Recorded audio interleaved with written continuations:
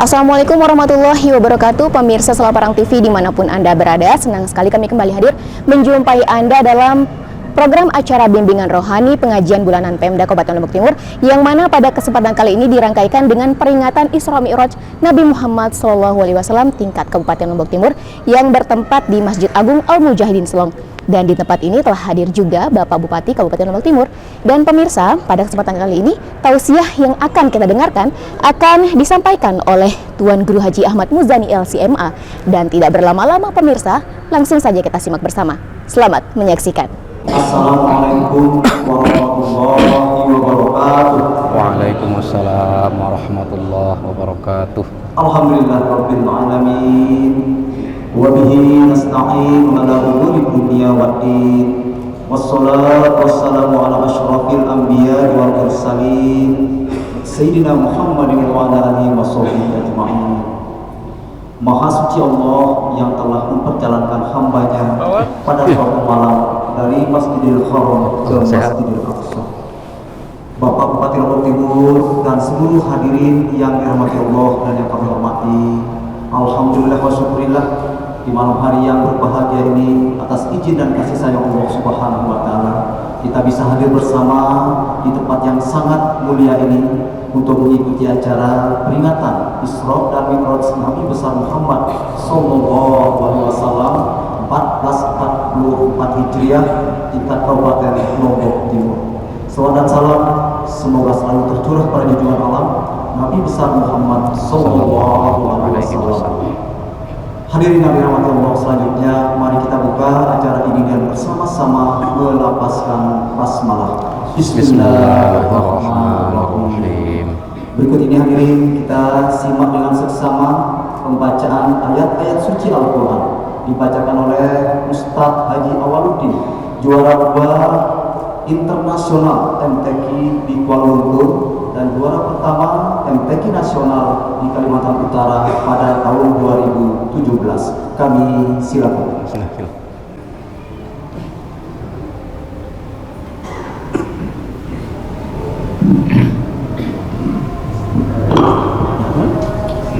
Assalamualaikum warahmatullahi wabarakatuh. Waalaikumsalam warahmatullahi wabarakatuh.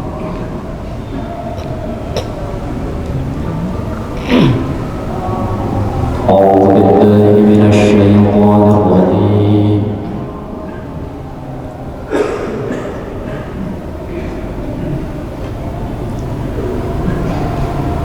بسم الله الرحمن الرحيم.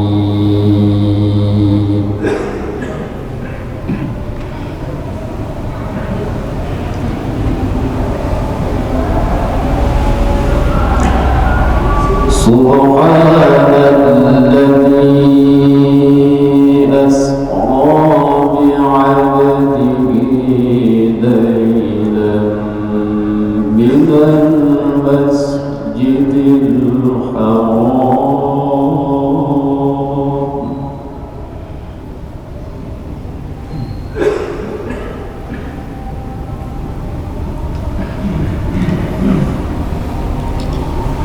ليلا من المسجد الحرام إلى المسجد الأقصى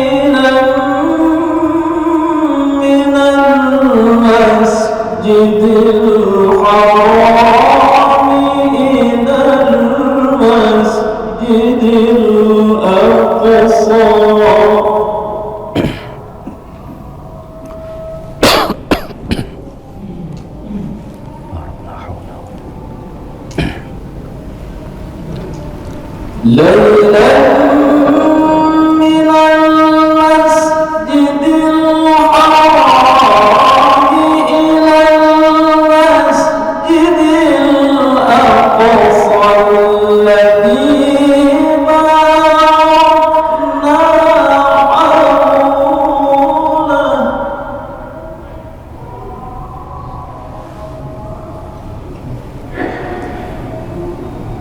الذي باركنا حوله لنريه من آياتنا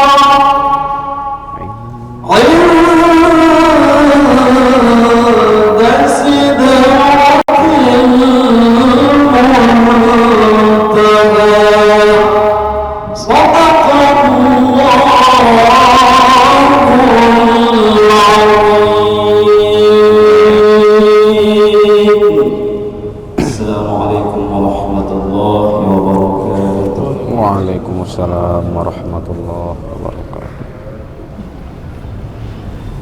Sungguh bergetarlah hati orang-orang yang beriman apabila diperdengarkan ayat-ayat suci Al-Quran.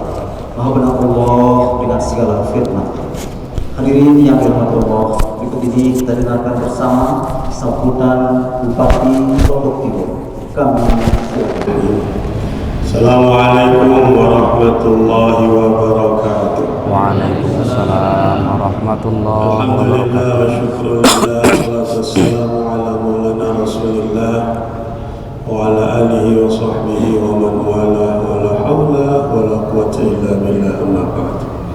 Al-Mukarramun, para tuan guru, para alim ulama, wabil khusus penceramah kita malam hari ini, Tuan Guru Haji Ahmad Muzani LCMA, yang saya hormati Pak Sekda beserta rekan-rekan, para pimpinan OPD jajaran Pemda Lombok Timur, Pak Kapolres diwakili oleh Pak Kabapok dan Pak Dandim diwakili oleh rekan-rekan sekalian dari Kodim, pengurus Masjid Agung Al-Mujahidin yang dimuliakan, hadirin hadirat kaum muslimin muslimat rahimakumullah. Kita bersyukur kepada Allah SWT atas limpahan rahmat dan karunia-Nya. Salawat dan salam semoga terlimpah kepada junjungan kita Nabiullah Muhammad sallallahu alaihi wasallam, pada keluarga beliau, sahabat beliau, sampai dengan kita umatnya sekalian hingga akhir zaman. Izinkan saya menyampaikan ucapan terima kasih atas nama panitia kepada kita yang hadir pada malam hari ini, terutama sekali kepada penceramah kita Tuan Guru Haji Ahmad Muzani LCMA yang telah berkenan meluangkan waktu untuk memberikan pencerahan kepada kita pada malam hari ini. Yang kedua, ada pesan kepada penceramah bahwa ada 3 substansi dalam peringatan Isra dan Mi'raj yang mudah-mudahan nanti dapat diuraikan lebih tuntas, lebih jelas lagi oleh beliau. Yang pertama adalah Isra dan Mi'raj itu, terutama sekali Isra-nya adalah perjalanan darat dari masjid ke masjid. Tadi Pak Waludin sudah menyampaikan kepada kita surah Al-Isra, minal masjidil haram ilal masjidil aqsa, dari masjid ke masjid. Itu menunjukkan bahwa fungsi dan peran masjid itu mendapat tempat tersendiri dalam ajaran Islam. Ketika Nabi kita masih hidup dulu, semua urusan diselesaikan di masjid. Tawanan perang di masjid, mengobati orang sakit di masjid, mengaji di masjid, semuanya ada di masjid. Tetapi sekarang pelan-pelan fungsi peran masjid itu menjadi semakin berkurang. Yang kedua adalah substansi Isra Mi'raj itu silaturahim. Nabi kita diperjalankan dari Masjidil Haram ke Masjidil Aqsa. Itu substansi yang terutama adalah silaturahim. Kita ketahui bersama bahwa Nabi yang harus kita ketahui banyaknya 25 orang dari 14.000 Nabi. Nabi pertama Adam, Idris, Nuh, Hud, Soleh, Ibrahim. Ibrahim itulah bapaknya para Nabi, punya istri 2, yaitu Siti Hajar dan Siti Sarah. Siti Sarah melahirkan Nabi Ishak. Siti Hajar melahirkan Nabi Ismail. Nabi Ishak melahirkan 17 nabi ke bawahnya sampai dengan Musa, Isa. Sedangkan Nabi Ismail hanya melahirkan satu, Muhammad sallallahu alaihi wasallam. Dipertemukanlah dengan leluhurnya di situ oleh Allah di Masjidil Aqsa, dan Nabi kita diminta menjadi imamnya. Silaturahim. Lalu kemudian naik ke langit bertemu dengan Nabi kedua, seterusnya.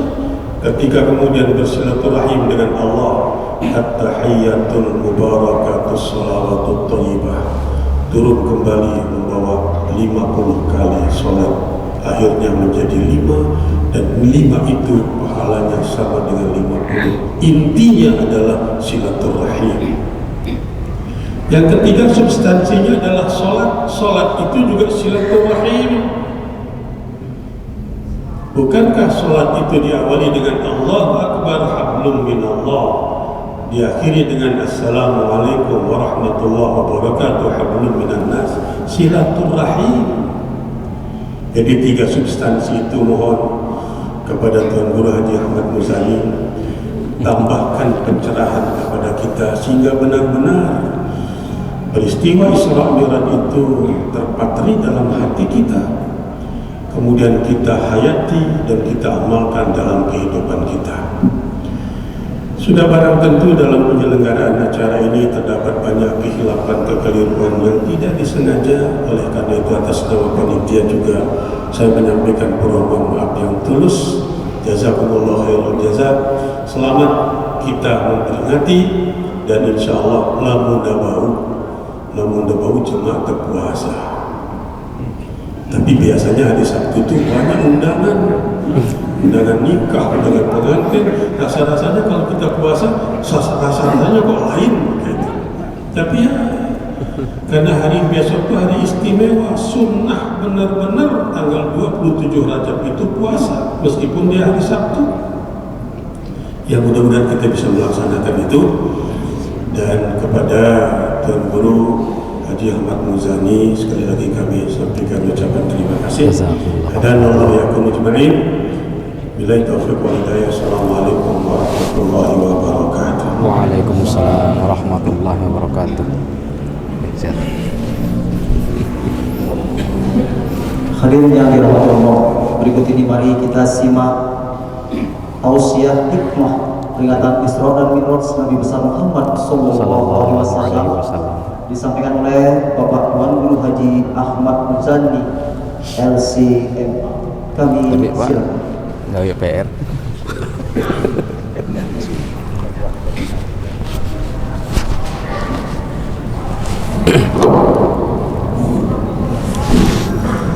A'udzu billahi samiil alim minasyaitonir rajim. Bismillahirrahmanirrahim. Assalamualaikum warahmatullahi wabarakatuh.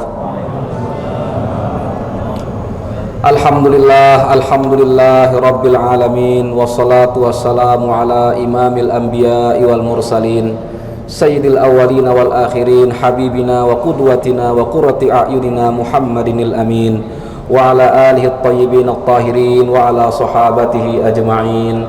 Rabbi shrah li sadri wa yassir li amri wahlul 'uqdatam min lisani yafqahu qawli, amma ba'du. Bapak Bupati Kabupaten Lombok Timur yang sama-sama kita hormati dan muliakan, Bapak Sekretaris Daerah, kemudian segenap perangkat pemerintahan Kabupaten Lombok Timur yang berkesempatan hadir. Mudah-mudahan para ulul amri kita ini dijaga, disehatkan oleh Allah Subhanahu wa taala. Bagaimanapun Rasulullah sallallahu alaihi wasallam tidak hanya mewariskan al-ilmu, tapi juga mewariskan al-mulku, ilmu dan kewenangan. Rasulullah sallallahu alaihi wasallam adalah sumber ilmu, tetapi juga sekaligus ya, sumber kewenangan.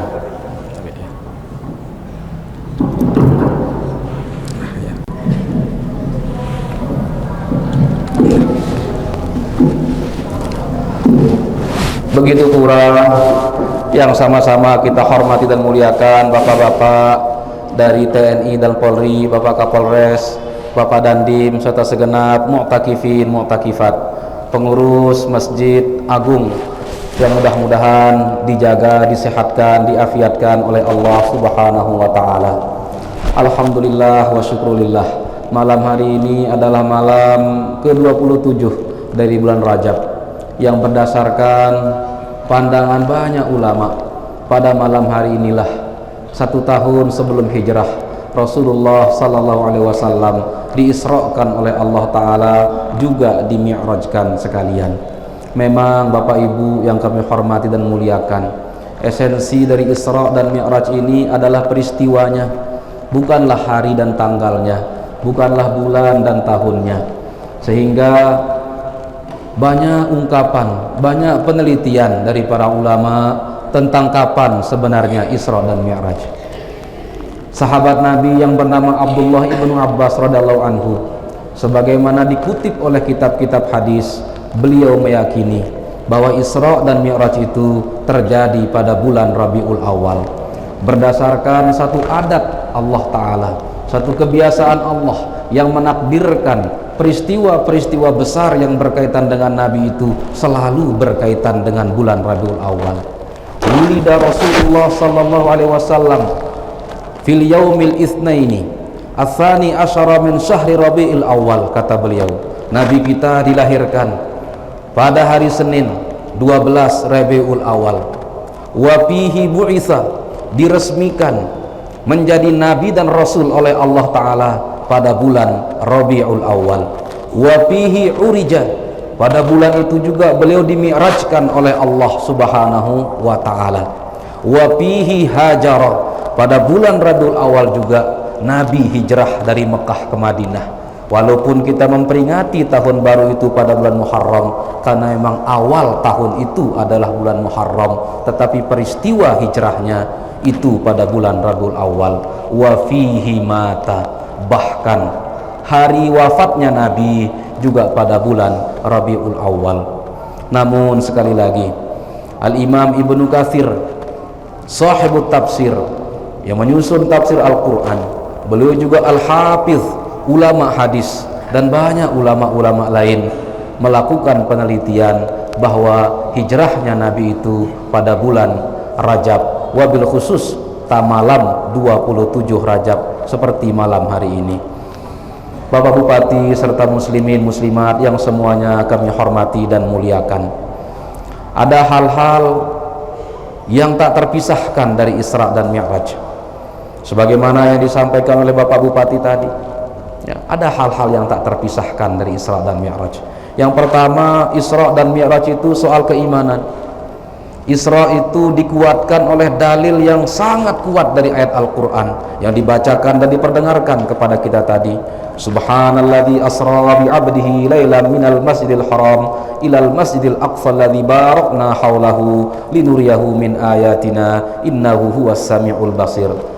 Peristiwa Isra itu ditegaskan oleh Al-Quran, maka tidak mempercayainya sama dengan tidak mempercayai informasi yang dibawa oleh Al-Quran, dan sambungannya sudah kita tahu bersama. Demikian pula Mi'raj, perjalanan Mi'raj dari Masjidil Aqsa terus melewati lapisan-lapisan langit, diperlihatkan kepada Nabi Sidratul Muntaha, Al-Baitul Ma'mur, Jannah, surga dan neraka. Dipertemukan dengan para nabi di masing-masing tingkatan langit itu adalah peristiwa yang secara isyarat disampaikan oleh Allah Ta'ala dalam ayat-ayat surat An-Najm dan dalam banyak hadis-hadis sahih. Maka Bapak Ibu, imani, jangan ingkari, imani, percayai, karena itu adalah informasi dari Allah Subhanahu wa Ta'ala langsung dalam Al-Quran, juga berita dari Rasulullah Sallallahu Alaihi Wasallam yang sampai kepada kita melalui jalur periwayatan hadis yang sudah terverifikasi keabsahannya.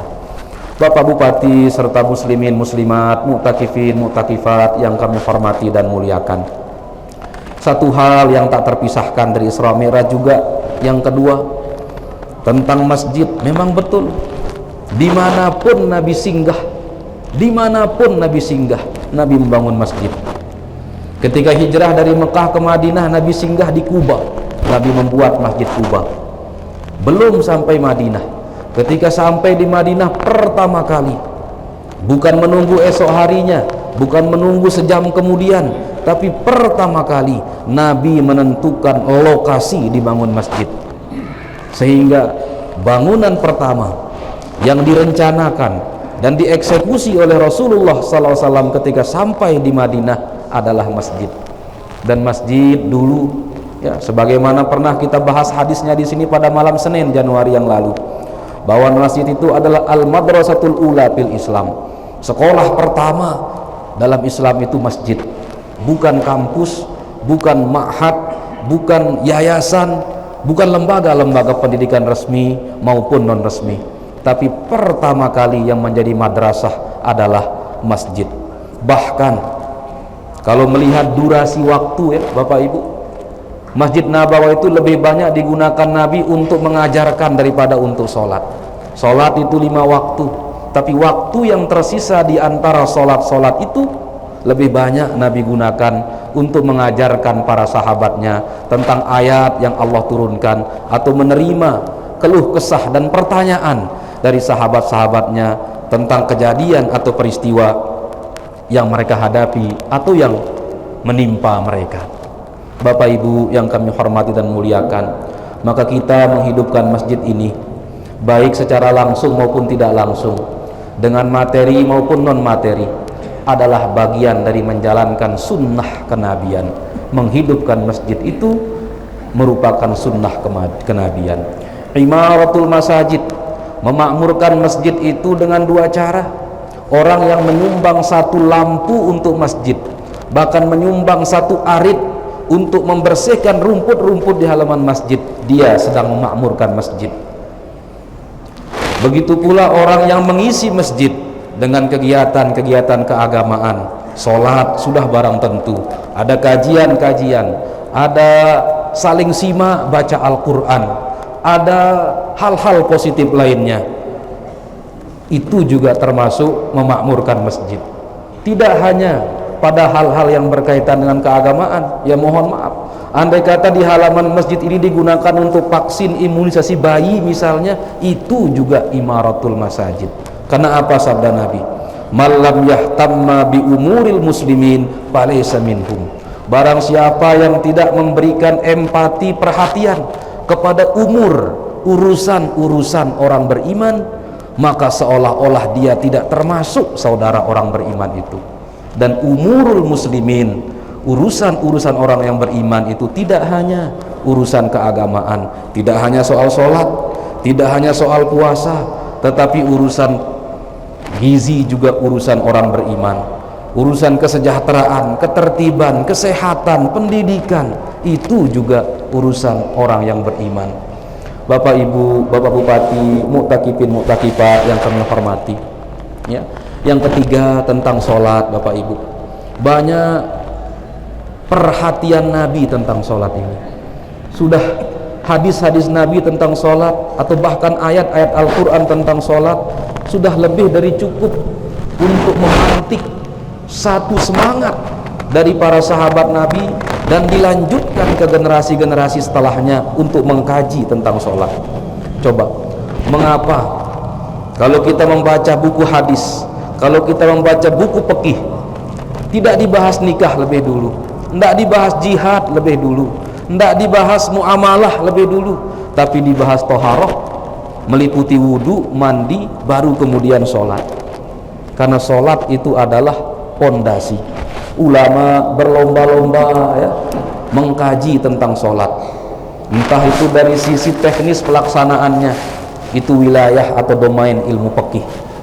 Sehingga kalau kita mencari tentang apakah sholat kita sudah benar atau belum, sesuai dengan panduan yang diteladankan oleh Rasul atau belum, kita cari di buku fikih. Mengapa buku fikih, Bapak Ibu? Karena buku hadis itu menyediakan obatnya, bahan pokoknya, tapi bagaimana resep obat, menggunakan obat, itu pekerjaan ahli fikih. Apoteker menghafal obat, tapi ukurannya, obat mana yang cocok untuk orang per orang, itu diserahkan kepada fuqaha. Maka fuqaha itu ibarat dokter yang memahami bagaimana mengelola penempatan hadis-hadis dan dalil-dalil yang lain, sehingga satu hadis tidak ditempatkan secara salah dan sembarangan karena keterbatasan wawasan dan ilmu yang dimiliki. Coba, karena ilmu fikih itu berkaitan dengan penggunaan dalil. Ibaratkan saja dokter dan dokter itu tidak satu, maka wajar satu penyakit yang diderita oleh orang, kita kunjungi satu dokter praktik, kita diberikan obat 1, 2, 3. Kita kunjungi dokter yang lain, diberikan obat yang berbeda dari dokter pertama. Karena memang ya, analisa pemahaman tentang hadis itu sudah alamiah terjadi perbedaan. Perbedaan kepala akan melahirkan perbedaan cara pandang. Perbedaan cara pandang akan melahirkan perbedaan analisa. Perbedaan analisa berakhir dengan perbedaan kesimpulan. Sehingga ulama mengucapkan satu kaedah dalam fikih yang disepakati oleh ulama-ulama yang justru mereka berbeda. Man lam yazuq ta'mal khilaf lam yazuq ta'mal fiqhi. Siapa yang tidak pernah merasakan rasa nuansa perbedaan dalam fikih, maka sebenarnya dia tidak tahu fikih. Coba contoh kecil Bapak Ibu, posisi sholat, posisi sedekap Nabi seperti apa coba ketika sholat? Apakah begini di bawah pusar, ataukah di atas pusar, ataukah di dada, ataukah di antara pusar dan dada agak ke kiri, ataukah tidak sama sekali? Ya. Perbedaan-perbedaan tentang hadis yang ulama tahu melahirkan perbedaan itu. Imam Malik misalnya, karena yang Imam Malik tahu adalah riwayat yang menyatakan bahwa Nabi tidak bersedekap dalam sholat. Maka yang dikuatkan dalam mazhab Imam Malik bin Anas, termasuk tabi'in bahkan tabi'ut tabi'innya kok di Madinah, adalah lebih afdol tidak bersedekap. Coba. Tetapi Imam Abu Hanifah, imam-imam yang lain menyatakan berdasarkan hadis-hadis yang sampai kepada mereka, mereka bersedekap dengan ragam bentuk yang berbeda. Imam Abu Hanifah itu sedekapnya di bawah pusar, karena hadisnya yang diterima memang begitu, ya, meletakkan tangan di atas tangan tapi di bawah pusar. Imam Syafi'i beda lagi, di atas pusar di bawah dada, ya, di atas pusar di bawah dada. Coba, sehingga apa? Biasa terjadi perbedaan dalam fikih. Karena perbedaan analisa, maka kesimpulan juga bisa berbeda. Contoh yang kedua, coba, ya, tentang kalau yang wajib saja, ya, apakah bismillah itu wajib dibaca atau tidak? Apakah basmalah itu termasuk ayat dari Fatihah atau bukan? Ini pun ruang khilaf, ruang perbedaan para ulama. Setidaknya terbagi menjadi dua. Sekelompok ulama mengatakan bismillah itu bukan termasuk Al-Fatihah, basmalah itu Al-Quran. Al-Quran betul, tetapi tidak termasuk ayat dari Al-Fatihah, sebagaimana tidak termasuk ayat dari surat-surat yang lain, kendati di awal surat selalu dimulai dengan basmalah. Maka fungsi basmalah itu adalah al-fasil bainas suwar, adalah pemisah antar surat-surat, sehingga surat Ad-Duha tidak bergabung dengan surat Al-Insyirah, sehingga surat Al-Falaq tidak tergabung dengan surat An-Nas. Pemisahnya adalah basmalah. Sehingga Imam Abu Hanifah bahkan, ya, berbeda pendapat, ya, dengan ulama-ulama lain. Ada sekelompok ulama, katakanlah seperti Imam Asy-Syafi'i, menyatakan basmalah itu Fatihah, sehingga barang siapa yang sholat dan tidak membaca basmalah dalam sholatnya, maka cacat rukun sembahyangnya. Kalau cacat rukun sembahyangnya, cacatlah sholatnya. Maka kita mulai Fatihah itu dari Bismillahirrahmanirrahim. Secara aspek teknis ada lagi ulama yang lain yang menyatakan basmalah itu Fatihah, tapi teknis membacanya adalah dengan sir, dengan suara yang lirih, bukan dengan suara yang jahar, sehingga seolah-olah kalau kita mendengar jadi imam, dia memulainya dari Alhamdulillahirabbil alamin. Jadi inilah Bapak Ibu, ya. Yang keempat, ya, yang bisa kita tangkap, ya, selain tentang sholat dan kaifiatnya itu tadi, ulama itu mengkaji sholat itu dari A sampai Z-nya. Dari sisi diterimanya di atas langit ada hikmahnya, tentang ketinggian martabatus sholat, derajat sholat. Ada ulama ya, yang bernama Al-Imam Al-Hafiz Al-Qastallani menyampaikan sedikit hikmah tentang ketinggian sholat sehingga dia diterima, dikerjakan di bumi tapi diterimanya tidak di bumi. Karena sholat itu, kata beliau ya, menggunakan perenungan beliau, percaya atau tidak itu perenungan ulama, menggabungkan rukun Islam yang lainnya. Mari kita kaji coba, apa rukun Islam yang pertama? Syahadat. Dalam tasyahud kita wajib kita membaca syahadat. Tidak ada satu orang pun umat Islam yang menyatakan tahiyat akhirnya sah tanpa syahadat. Kalau tanpa selawat ada ulama yang menyatakannya, tapi kalau tanpa syahadat tidak sah tahiyat akhirnya. Dalam sholat ada syahadat, dan mengucapkan syahadat itu di luar sholat itu mulia, lebih-lebih lagi mengucapkan pengakuan dan ikrar di dalam sholat. Kita memiliki haji. Haji itu adalah qasdul Ka'bah, niat bergerak menuju Ka'bah untuk menunaikan manasik haji. Itu diakomodir dalam sholat dalam bentuk apa? Menghadap kiblat. Tidak sah orang yang sholat kalau menghadap ke selain Ka'bah. Termasuk kata ulama fikih, bagaimana kalau sholatnya di atas Ka'bah, di atap Ka'bah. Sholatnya tidak dianggap sah karena dia tidak sedang menghadap Ka'bah, walaupun dia sholat di atap Ka'bah, karena dia tidak sedang menghadap Ka'bah. Apalagi zakat. Zakat itu secara zahir yang manusia rasakan, yang manusia lihat adalah adanya pengurangan harta 2,5%. Tetapi fungsinya adalah tidak hanya mensucikan harta, tetapi lebih ke arah mensucikan yang punya harta. Itu adalah pengurangan harta, tidak hanya untuk mensucikan harta, tetapi lebih ke arah mensucikan yang punya harta. Dalam sholat, waktu dari badan kita dikurangi oleh Allah Ta'ala untuk melakukan gerakan-gerakan yang Allah tuntun. Berdiri kita, ruku kita, sujud kita, itu tidak semau kita yang punya badan atau yang dititipi badan oleh Allah Ta'ala, tapi Allah ambil itu sebagai hak Allah, sebagaimana Allah ambil sebagian harta orang yang punya harta yang cukup nisab dan haulnya untuk penyelesaian hak-hak Allah Subhanahu wa Ta'ala.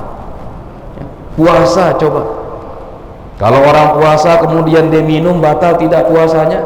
Batal. Orang sholat kalau dia minum batal ya. Dia makan apalagi. Maka muftiratus siyam, hal-hal yang membatalkan puasa itu akan membatalkan sholat. Walaupun tidak semua hal yang membatalkan sholat akan membatalkan puasa, tentu saja. Tetapi puasa batal apa? Makan dan minum. Kalau makan dan minum ya.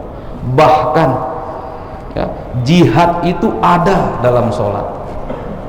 Apa esensi jihad kata ulama? Tahammulul masyaqqah, kesiapan untuk menanggung kesulitan, kesiapan untuk menanggung beban demi satu tugas yang diembankan oleh Allah Ta'ala. Dalam sholat ada tidak masyaqqah? Banyak, berat. Kalau tidak berat, semua orang akan rajin sholat. Kalau tidak ada kesulitannya, tidak ada masyaqqahnya, semua orang akan rajin sholat ya. Sehingga dari sisi ini saja ulama menghantarkan kita kepada perjalanan keilmuan yang luar biasa. Untuk apa? Agar kita lebih memahami sholat, pemahaman yang menghantarkan kita pada perbaikan diri, bahwa ketika kita mendirikan sholat ada banyak kebaikan lain yang dirangkum di dalam sholat itu. Bapak Bupati, muslimin muslimat, mu'takifin mu'takifat yang kami hormati dan muliakan ya. Bahkan ya, kita tambahkan bahkan lagi ya. Dari sisi namanya ini sholatun, huruf sehat dalam sholat itu shad dan lam kata ulama bahasa. Dan dalam bahasa Arab ada namanya huruf illat cuma 3, wawu, alif dan ya. yang lainnya disebut dengan sahih, sehat. Maka esensi huruf sehat pada suatu shad dan lam, maka dia terikat maknanya dengan kata-kata yang terdiri dari shad dan lam. Diinventarisirlah oleh ulama-ulama bahasa kosakata-kosakata yang Allah ciptakan, karena yang menciptakan bahasa itu Allah, yang menentukan maknanya juga Allah, ya. Allah mengajarkan Nabi Adam al-asma'a kullaha. Allah mengajarkan kepada Nabi Adam al-asma, isim-isim, nama-nama semuanya, termasuk kosakata sholat. Apa kata Imam Al-Hafiz Al-Qastallani? Sholat itu akan berkaitan dengan sesuatu yang disebut tasliyatun. Sholat tasliyatun. Tasliyatun itu artinya takwim, menegakkan, mendirikan, membuat sesuatu yang bengkok menjadi lurus kembali. Apa hikmahnya kata Al-Hafiz Al-Qastallani? Sholat itu tuqawwimul abda anil i'wijaj bimukhalafatihi asyariah. Sholat itu yang kembali meluruskan hamba setelah tenggelam dalam melakukan larangan-larangan Allah. Apa yang menegakkan kita kembali agar kita tidak terjerembab? Sholat yang menegakkan kita kembali. Maka orang-orang kita semua yang masih banyak pekerjaan salah kita, tidak usah bingung untuk kembali kepada Allah. Sholat saja, jangan berpikiran mustahil Allah terima sholat saya masih kotor, saya penuh maksiat. Enggak, sholat saja, karena sholat itu yang akan bekerja untuk menegakkan kita kembali setelah jatuh, setelah miring. Sholat berasal dari kata silatun, sebagaimana disampaikan oleh Bapak Bupati tadi. Silatun itu adalah satu garis yang menghubungkan dua orang atau dua hal, ya. Garis itulah yang menghubungkan bapak dan anak. Kita anggap dia nasab, kita identifikasi sebagai nasab. Garis itulah yang menghubungkan antara Allah atau hamba dengan Tuhannya, yang kita identifikasi sebagai sholat. Kalau kita bertanya, garis apa yang menghubungkan kita dengan Allah Ta'ala? Garis atau silah. Tidak mungkin kita terpisah dari Allah. Garis itu bernama sholat. Sehingga sholat itu semakin dikerjakan akan memperkuat hubungan atau garis atau tali yang menghubungkan antara hamba dengan Allahnya. Yang ketiga, sholat itu berkaitan dengan wasala yasilu. Wasala yasilu itu sampai. Dulu Amirul Mukminin yang keempat, Ali ibn Abi Thalib radhiyallahu anhu, bertanya kepada seseorang, bertanya kepada orang, ngomong apa sholat itu dinamakan sholat? Kok tidak dikasih nama lain oleh Allah Ta'ala? Kok namanya sholat? Apa jawaban yang ditanya? Tidak tahu. Ali ibn Abi Thalib menjawab, ya, li'annal abda yasilu bihal jannata, karena seorang hamba akan yasilu, akan sampai ke surga, bifi'liha, dengan mengerjakan sholat. Misalnya ada orang bersahadat tapi tidak pernah sholat, sekalipun dalam umurnya dia mengingkari kewajiban sholat, tidak wajib sholat zuhur katanya misalnya, itu secara zahir kita akan mengatakan tidak sampai dia. Ali ibnu Abi Thalib radhiyallahu anhu menyampaikan, karena seorang hamba itu akan sampai ke surga melalui sesuatu yang bernama sholat, ya.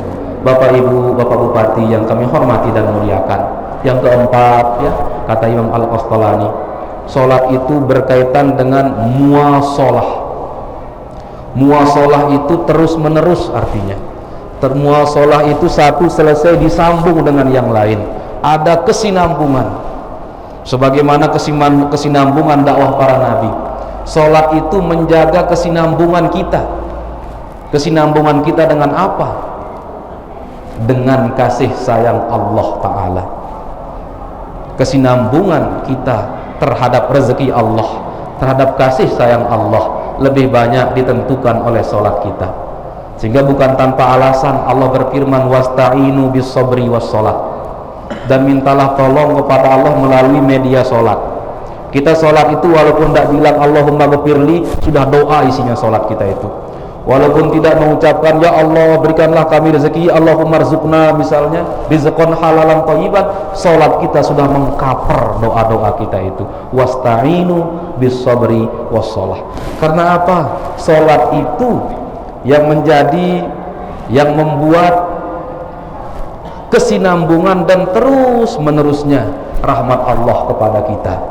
Coba, wa'mur ahlaka bis sholati wastabir 'alaiha la nas'aluka rizqan nahnu narzuquka. Firman Allah Ta'ala, perintahkan anak cucumu, keluargamu untuk sholat, wastabir 'alaiha, dan sabar-sabar dalam sholat. Apa arti wastabir? Bukan wasbir. Wastabir itu nihayatus sabri. Wastabir itu adalah sabar dan terus berada dalam kesabaran, bukan sabar sekali kemudian berhenti. Kita perlu sabar dalam kesabaran ya. Istibar itu sabar dalam kesabaran. Alaiha, kita sholat ini kan kapan tamatnya kan tidak ada, maka kita perlu sabar-sabar sampai kita tidak punya akal, sampai dipanggil oleh Allah Ta'ala baru selesai sholatnya. Tidak ada pertanyaan ini kok kapan selesai. Sudah 10 tahun kita sholat, sudah 20 tahun kita sholat. Wastabir 'alaiha, sabar-sabar menjalankan sholat itu. Kami tidak minta upah, kami tidak minta rezeki dari kamu dari sholatmu. Nahnu narzukuka, kami yang akan memberikan rezeki kepadamu. Maka Bapak Ibu, Bapak Bupati yang kami hormati dan muliakan ya, bahkan ya lebih jauh lagi, selain dari aspek teknis, hikmah-hikmah, bahkan ulama sampai mengkaji tentang asrarus shalah. Karena ulama tertantang untuk mengkaji perintah Allah. Al-Quran itu kan mukjizat, maka semakin pintar kita baca, semakin pintar dia jawab kita. Semakin dalam kita gali, semakin banyak ilmu yang kita dapat.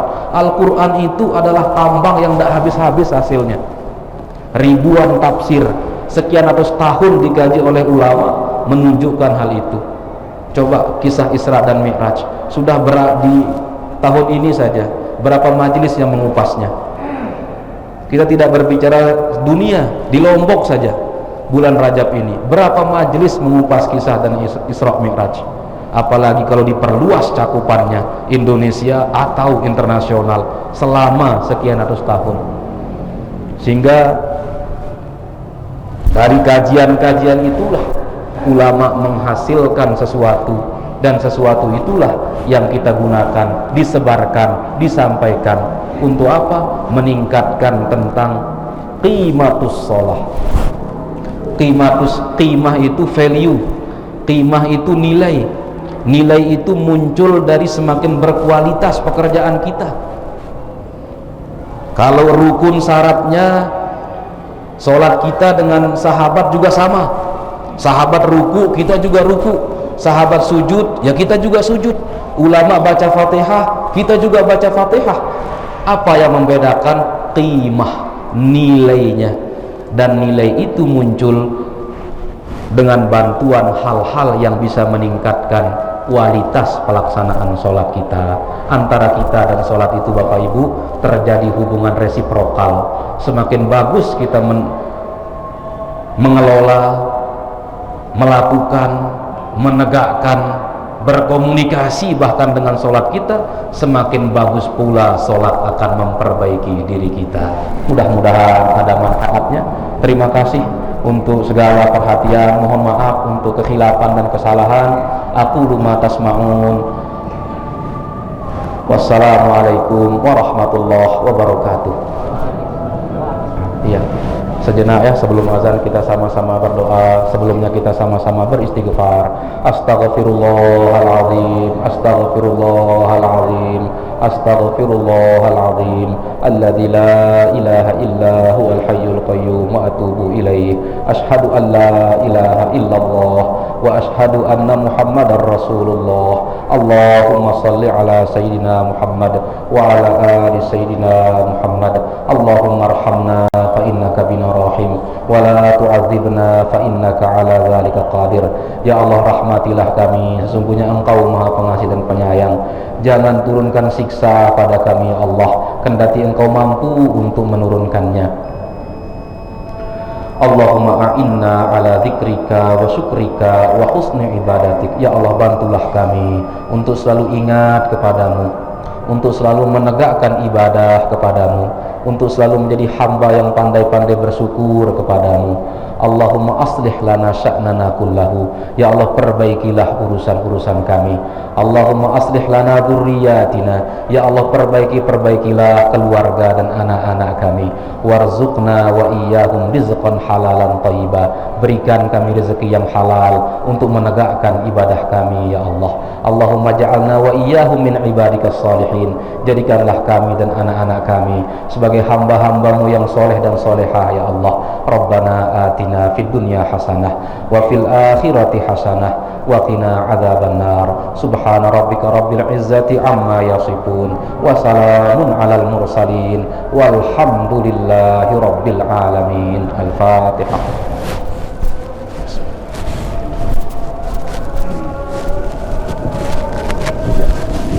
Hadirin yang dirahmati Allah, demikianlah acara kita pada malam hari ini. Dan untuk aktornya acara, mari kita tutup dengan bersama melafazkan hamdalah. Alhamdulillahirabbil alamin. Sekian dan terima kasih. Wassalamualaikum warahmatullahi wabarakatuh. Ya pemirsa, demikianlah tausiah yang disampaikan oleh Tuan Guru Haji Ahmad Muzani LCMA yang menyampaikan untayan hikmah dari peringatan Isra Mi'raj Nabi Muhammad SAW agar kita bisa memahami makna sholat untuk menjadi hamba Allah Subhanahu wa Ta'ala yang lebih baik. Dan semoga saja kita bisa mengambil hikmah pada bimbingan rohani kali ini. Kami tutup, sekian, assalamualaikum warahmatullahi wabarakatuh.